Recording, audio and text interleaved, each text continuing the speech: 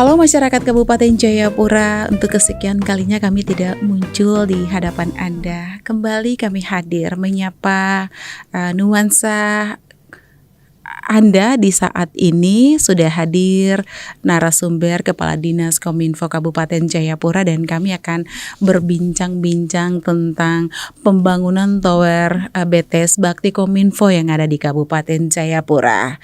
Dan sebelumnya ada pepatah yang mengatakan tak kenal maka tak sayang. Kita akan memperkenalkan narasumber kami dulu. Halo, selamat pagi. Selamat pagi. Iya, silakan Bapak mungkin memperkenalkan kepada halayak sebagai apa?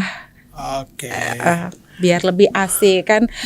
Kalau tidak memperkenalkan diri itu kayaknya tak kenal tak sayang gitu. Silakan. Oke, baik ya. Jadi nama saya Gustaf Griapon. Hari-hari saya ada di Dinas Kominfo. Sementara saat ini saya menjabat sebagai Kepala Dinas Komunikasi dan Informatika atau biasa disebut Kadis Kominfo Kabupaten Jayapura. Terima kasih. Iya, kita akan bincang-bincang sedikit tentang pembangunan tower BTS yang ada di Kabupaten Jayapura. Untuk implementasi pembangunan tower Bakti Kominfo sudah berapa banyak? Iya, pembangunan tower Bakti Kominfo ini sudah berjalan mulai di tahun 2022 sampai dengan saat ini sudah mencapai 44 tower BTS Bakti Kominfo yang dibangun di wilayah Kabupaten Jayapura dari target 70 tower. Oke. Ya, apakah dari target 70 BTS ini sudah mencakup di 19 distrik? Ya, 70 itu tetap untuk beberapa daerah-daerah blank spot dan juga untuk wilayah yang paling jauh distrik Kairu apabila terbangun di salah satu kampung di Kamikaro, berarti otomatis sudah daerah blank spot di wilayah distrik Kairu untuk kampung-kampung ya. Iya. Itu sudah bisa terpenuhi. Tetapi untuk wilayah ibu kota distrik kami akan mendorong ke pembangunan tower BTS yang lebih besar yang towernya tinggi 72 meter. Oke. Mungkin Bapak bisa jelaskan dulu manfaat dari pembangunan tower ini supaya masyarakat bisa mengetahui baiknya ada BTS ini, apa sih manfaatnya itu? Iya, tentu pertama hadirnya pembangunan tower BTS Bakti Kominfo ini salah satu dalam membuka daerah-daerah yang terisolir dengan layanan telekomunikasi, itu yang pertama. Sehingga masyarakat bisa menjangkau, bisa berkomunikasi, bisa dengan yang lain. Kemudian untuk tower BTS Bakti Kominfo ini dia tidak lagi bisa menggunakan layanan telepon biasa.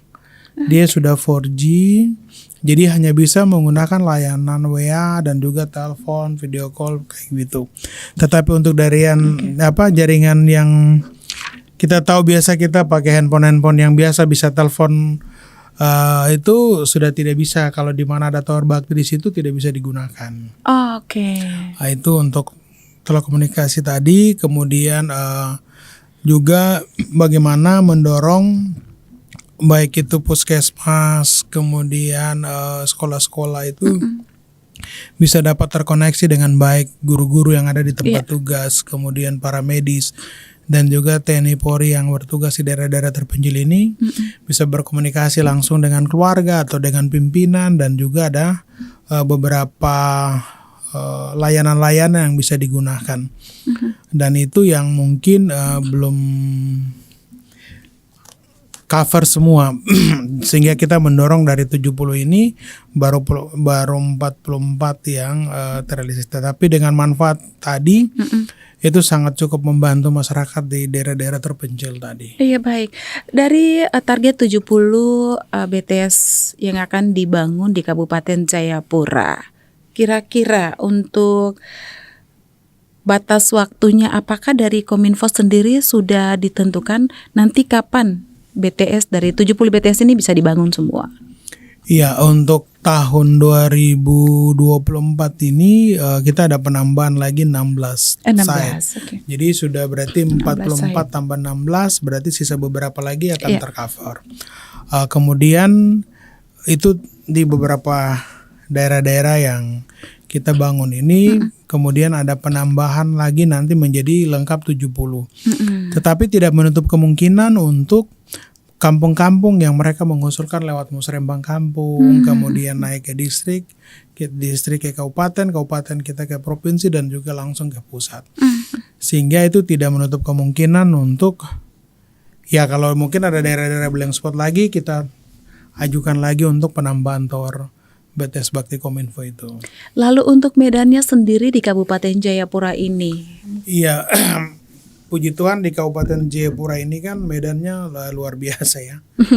Dengan 4 wilayah pembangunan, ada wilayah pembangunan 1, 2, 3, dan 4. iya, Kita tahu untuk wilayah pembangunan 1 itu ada di wilayah daerah Sentani. iya, Wilayah pembangunan 2 itu ada di wilayah pesisir Teluk Tanah Merah. Di situ ada yang bisa kita jangkau dengan kendaraan roda 4, ada yang kita jangkau dengan menggunakan layanan speedboat atau kemudian untuk wilayah pembangunan 3 itu kita lebih jangkau dengan kendaraan roda 4 semua. Kemudian untuk wilayah pembangunan 4 itu ada di wilayah distrik Kairu. Jadi wilayah pembangunan 4 itu ada di distrik Nurumguay, Yapsi, Kaure, dan Airung. 3 distrik ini bisa kita jangkau dengan transportasi kendaraan roda 4, sedangkan yang untuk distrik Airu itu ada 2 kampung. 2 kampung itu luar biasa tantangannya medan. Jadi di distrik Airu kita jangkau dengan perjalanan 8 jam. Kemudian kita harus menggunakan speed ke kampung Aurina itu kita naik 4 jam, turun lagi 4 jam. wow, Kemudian ke kampung Pagai kita turun 1 jam ikut Sungai Membramo, kita naik lawan arus juga 1 jam. Kamikaro dia sekitar 6 jam menggunakan speed. Jadi kita turun ikut Sungai Membramo terus kita naik juga.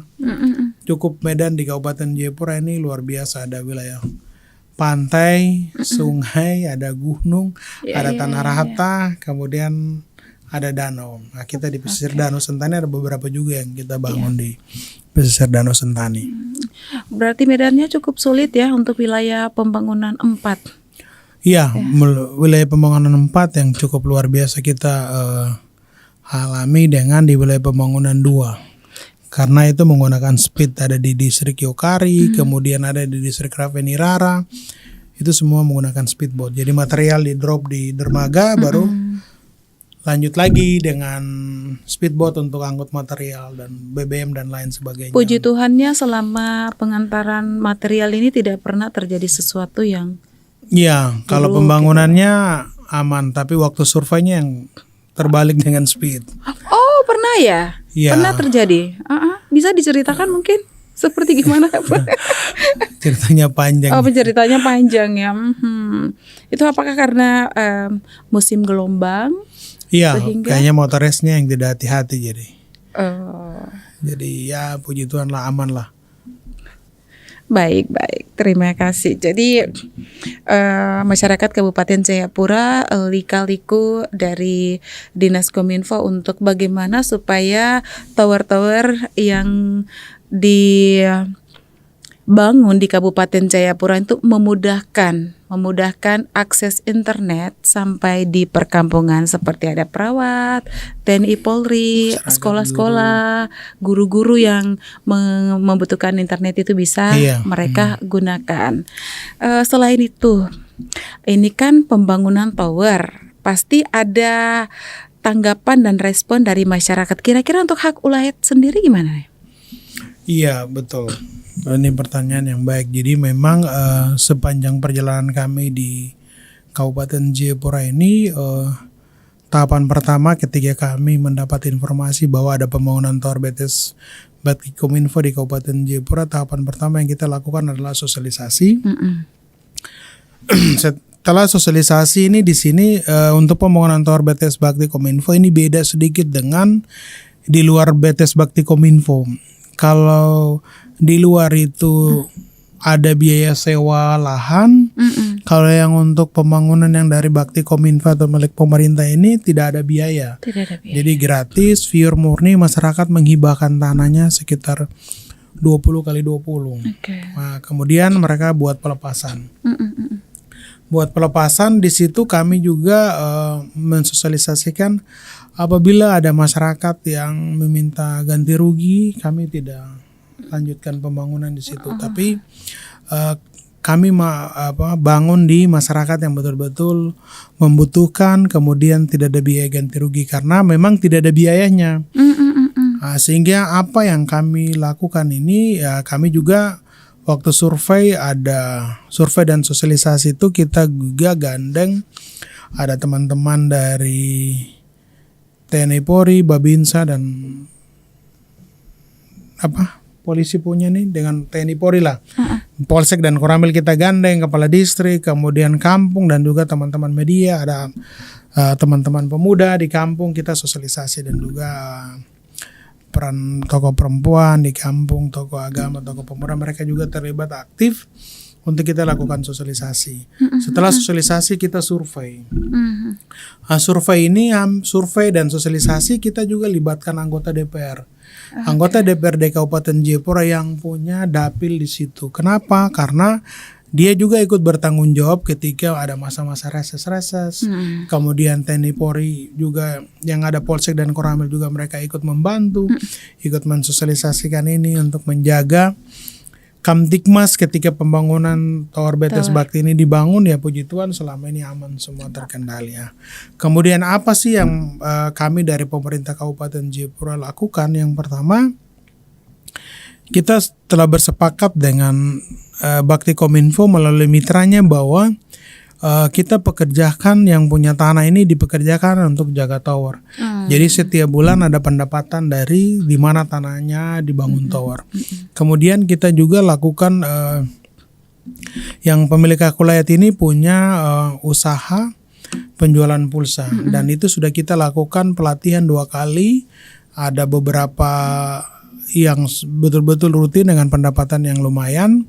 Kemudian kita juga lagi gandeng ini Kepala Bank Papua karena baru yang di Kabupaten Kepala Cabang Sentani yang ada di Kabupaten Jayapura baru. Jadi kami secara pribadi sudah bertemu dengan beliau untuk melanjutkan kesepakatan kami dengan Kepala Bank Papua sebelumnya. Yang Kepala Bank Papua Sentani sebelumnya bahwa kami juga mendorong untuk pemilik hak wilayah ini punya usaha penjualan 9 bahan pokok. Supaya masyarakat juga tidak, walaupun tanahnya itu jadi ada 3 tuh. Punya usaha penjualan pulsa, kemudian dipekerjakan jaga tower dengan penjualan 9 bahan pokok dari Bank Papua dan itu dibina nanti oleh Bank Papua. Baik. Kemudian di sini baru kami mulai 1 yang pemilik penjualan pulsa.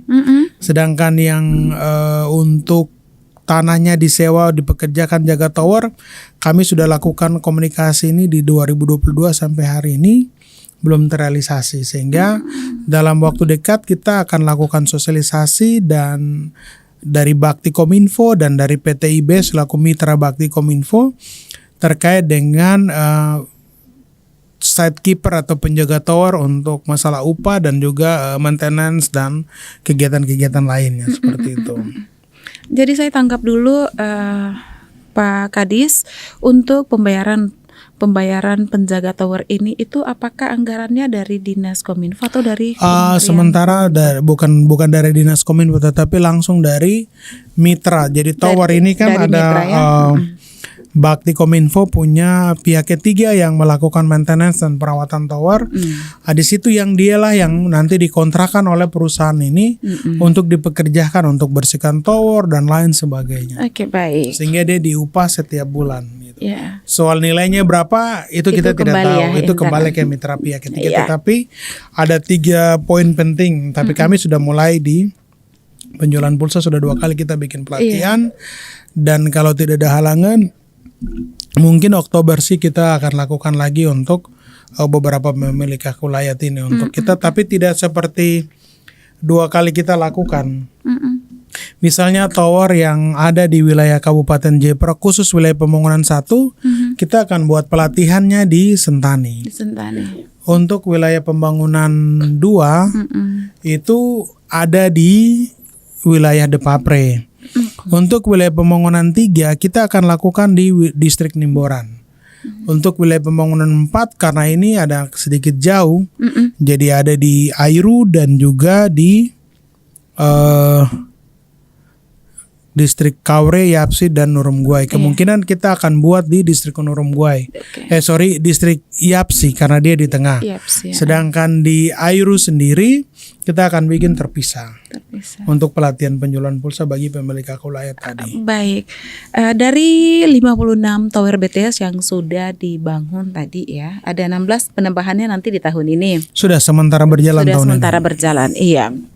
Apakah ada pemilik hak ulayat yang mungkin belum mendengar manfaat dari pembangunan tower BTS ini? Karena awalnya tadi Bapak katakan bahwa selama ini tidak ada komplain dan lain sebagainya. Apakah dari 56 yang sudah dibangun ini berarti mereka sudah mengerti fungsi dari pembangunan BTS ini? Iya, itu kan diusulkan lewat musrembang kampung mereka. Jadi mereka tentu sudah paham. Okay. Sehingga mereka berani mengusulkan, tapi dalam musrembang kami sampaikan, kami akan berusaha mendorong pembangunan tower sesuai hasil musrembang ini, tetapi tanah harus gratis. Iya. Itu mereka sepakat. Ya, sebenarnya pertanyaan saya itu seperti ini, Pak. Mereka sudah tahu bahwa tanah itu gratis. Apakah ada pihak-pihak tertentu yang mungkin mempermasalahkan itu karena ini adalah sesuatu pembangunan yang besar gitu? Dari perjalanan kita memang ada beberapa daerah yang sampaikan tuntutan ganti rugi. Nah, saya spontan ya kalau ada tuntutan ganti rugi kita alihkan ke kampung lain. Tetapi ya puji Tuhan ada beberapa masyarakat yang paham. Mereka bilang jangan dialihkan, tapi ada tanah saya.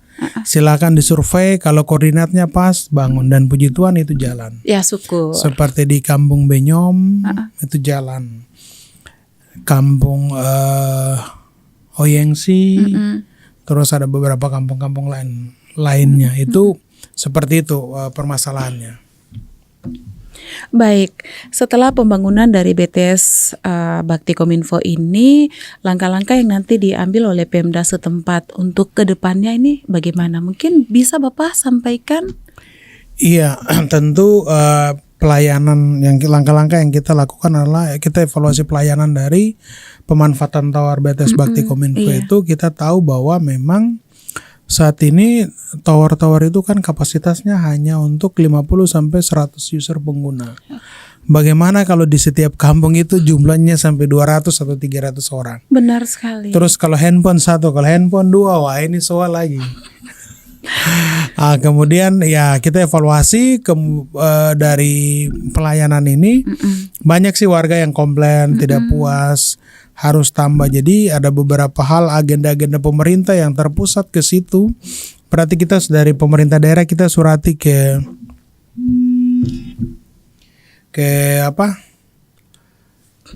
Bakti Kominfo untuk menambah kuota. Iya. Ini PR ya. PR. Karena penggunanya cukup banyak juga di setiap kampung itu. Jadi karena dari evaluasi kita itu evaluasi layanan ada yang baik, ada yang tidak. Kemudian kadang gangguan ini bisa sampai seminggu, 2 minggu. Kami terus berkoordinasi dan juga buat grup WA. Jadi ketika ada masyarakat yang komplain, ada yang mungkin bikin voice note suara di WA atau bikin video atau kirim surat, kami langsung teruskan ke mitra yang melakukan itu. Ini mungkin sedikit tambahan saja pertanyaan ini. Setelah ada pembangunan tower BTS, apakah Telkomsel masih difungsikan atau gimana? Iya, kalau Telkomsel ini kan dia lebih ke daerah-daerah yang corporate business, yang penduduknya paling banyak ribuan gitu. Minimal Telkomsel itu penduduk di daerah itu harus 5.000. Kalau ini dia tadi saya bilang dia membuka daerah-daerah yang terisolir dengan ya, layanan 3T ya, daerah telekomunikasi. 3T. Baik. Dan sehingga itu bisa masuk di situ. Tapi syukurnya di Danau sudah ada pembangunan ya seperti di Kampung Dondai. Ya, Dan juga Sosiri mungkin di bawah bukit ya yang mungkin. benar. Oke. Harapan dari Dinas Kominfo. Ke depan ini nanti pembangunan tower BTS ini bagaimana?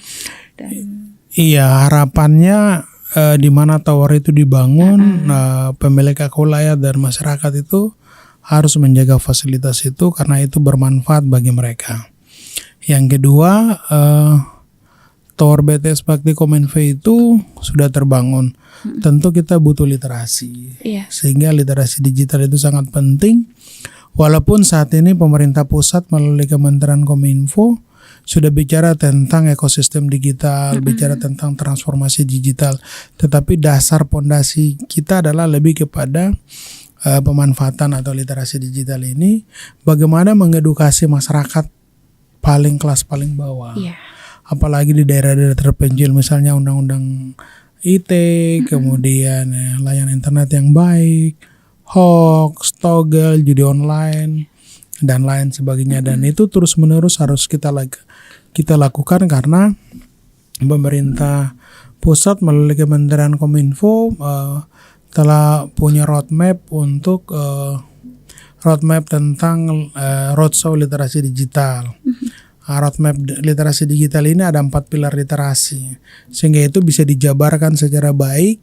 Dan harapan kami pihak Bakti Kominfo juga bukan hanya bangun tower saja, tetapi dia harus juga ikut menganggarkan dana jadi untuk membuat kegiatan-kegiatan literasi di kampung-kampung yang di mana tower BTS Bakti itu berdiri. Kemudian yang kedua, literasi digital di Kabupaten Jayapura juga bukan hanya menjadi tanggung jawab pemerintah daerah saja, dalam hal ini Dinas Kominfo, tetapi bisa menjadi tanggung jawab untuk semua stakeholder yang ada di Kabupaten Jayapura, bahu-membahu bergandengan tangan untuk melakukan kegiatan-kegiatan literasi digital.